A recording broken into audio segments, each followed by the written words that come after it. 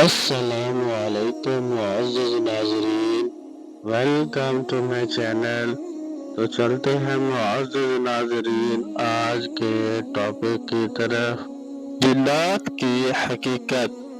اللہ تعالیٰ نے کائنات میں بے شمار مخلوقات کو پیدا فرمایا، جن میں سے کچھ ہمارے حواس کے دائرے میں آتی ہے اور کچھ نظر نہیں آتی۔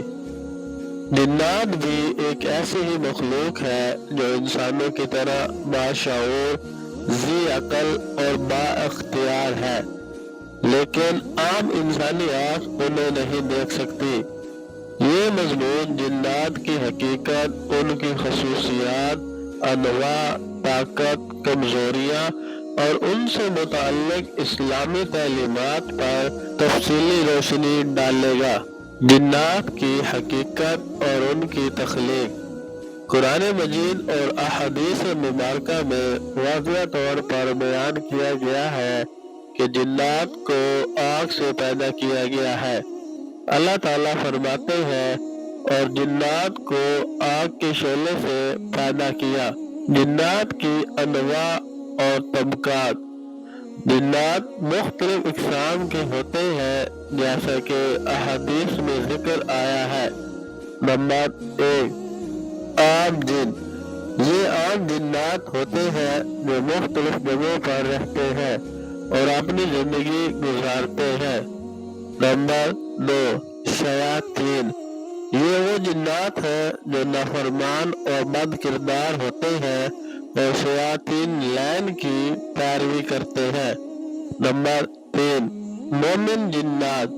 کچھ جنات مسلمان ہوتے ہیں اور اللہ تعالیٰ کی عبادت کرتے ہیں۔ نمبر 4، عفریت۔ یہ نہایت طاقتور اور شر پسند جن ہوتے ہیں۔ نمبر 5، مارد۔ یہ نافرمان اور سرکش جن ہوتے ہیں جو انسانی زندگی میں مداخلت کرتے ہیں۔ جنات کے خواص اور طاقتیں۔ جنات کے بارے میں قرآن و حدیث میں کئی خصوصیات بیان کی گئی ہیں۔ نمبر 1، غیر مرئی ہونا۔ عام طور پر انسان جنات کو نہیں دیکھ سکتا، جیسا کہ اللہ تعالیٰ فرماتے ہیں، بے شک وہ شیاطین اور اس کے قبلہ تمہیں ایسی جگہ سے دیکھتے ہیں جہاں سے تم انہیں نہیں دیکھ سکتے۔ نمبر 2، بہت تیز حرکت۔ قرآن مجید میں حضرت سلیمان علیہ السلام کے واقعے میں ایک جن کا ذکر آتا ہے جو کہتا ہے، میں جن آپ کے پاس اسے لاتا ہوں قبل اس کے کہ آپ اپنی نشست سے اٹھے۔ یہ اس بات کی دلیل ہے کہ جنات انتہائی تیز حرکت کرنے کی صلاحیت رکھتے ہیں۔ نمبر 3، مختلف اشکال اختیار کرنا۔ جنات مختلف اشکال میں ظاہر ہو سکتے ہیں، جیسے انسان، جانور یا سائے کی صورت میں۔ احادیث میں آیا ہے کہ شیاطین سانپ یا کالی بلی کی صورت میں ظاہر ہو سکتے ہیں۔ نمبر 4، انسانوں پر اثر انداز ہونا۔ کچھ جنات انسانوں کو نقصان پہنچانے کی کوشش کرتے ہیں، جیسا کہ وسوسے ڈالنا، جسم میں داخل ہونا یا جادو کے ذریعے تکلیف دینا۔ جنات کہاں رہتے ہیں؟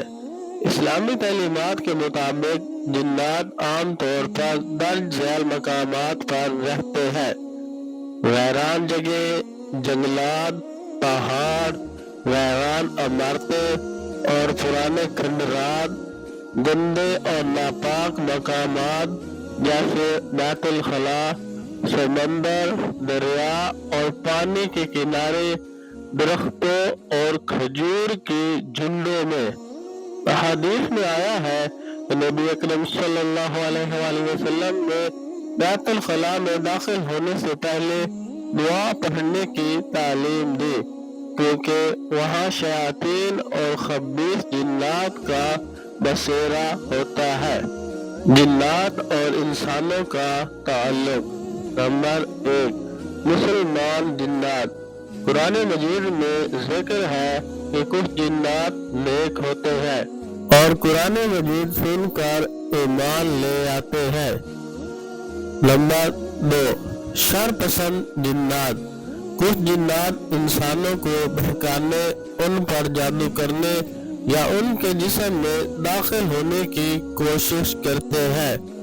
نمبر 3 انسانوں کو نقصان پہنچانے والے جنات۔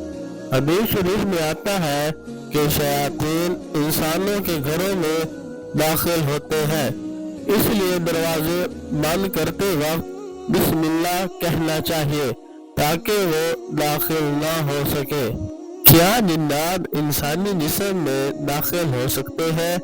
جی ہاں، بعض اوقات جنات انسان کے جسم میں داخل ہو کر تکلیف پہنچاتے ہیں۔ حدیث شریف میں آیا ہے کہ شیطان انسان کے جسم میں خون کی طرح دوڑتا ہے۔ یہ اثرات جادو، نظر بد یا کسی اور وجہ سے ہو سکتا ہے۔ جنات ایک حقیقی مخلوق ہے جو ہماری نظروں سے اوجھل ہے۔ اسلام نے ہمیں ان کے وجود کی حقیقت سے آگاہ کیا ہے اور ان سے بچاؤ کے طریقے بھی سکھائے ہیں۔ جنات کا زیادہ خوف یا وسوسہ پالنا درست نہیں، بلکہ اللہ کی دی گئی تعلیمات پر عمل کر کے ہم ان کے شر سے محفوظ رہ سکتے ہیں۔ جو لوگ ایمان، ذکر الہی اور نیکی کے راستے پر گامزن ہوتے ہیں وہ جنات کے اثرات سے محفوظ رہتے ہیں۔ اللہ تعالی ہم سب کو جنات کے اثرات سے محفوظ فرمائے اور اپنی حفاظت میں رکھے، آمین۔